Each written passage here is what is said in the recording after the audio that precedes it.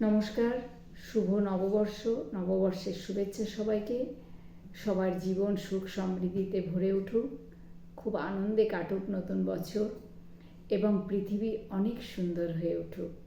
আজকে আমি আমার একটি কবিতার মাধ্যমে সবাইকে শুভেচ্ছা জানাতে চাই। কবিতাটির নাম খেয়াঘাটের রূপকথা। পুরনো পালের জীর্ণ বস্ত্র হাওয়ায় উড়িয়ে দিয়ে স্মৃতির নোঙর তুলেছি আজ অজানার ডাক নিয়ে। সময়ের নদী বহমান ভারী ঢেউয়ের ভাঁজেতে লেখা, কত যে বসন্ত ঝরে গেল একা, পাইনি যাদের দেখা।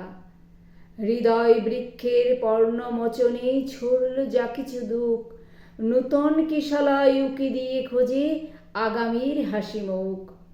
অতীত তো এক মরীচিকা শুধু, তপ্ত বালুর চর, সেখানে বেঁধেছে মিছে মায়া জালে মস্ত বালির ঘর। আশার আকাশে ওড়ে আজ এক রঙিন আশার ঘুড়ি, মন ভমরাটা পাপড়ি ছিঁড়ে কুড়োয় গন্ধ কুড়ি। রামধনু সেতু বয়ে নামুক আজ স্বপ্নের কারুকাজ, চেতনার নীল ক্যানভাসে আঁকি নূতনের যুবরাজ।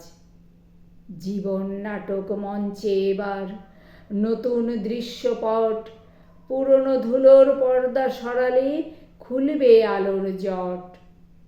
খেয়ায়ে গিয়েছে মোহনার দিকে, পাড়ি দিতে হবে পথ, হাতে রবে আজ সাহসের রাশ, মনেতে জয়ের রথ। হাতে রবে আজ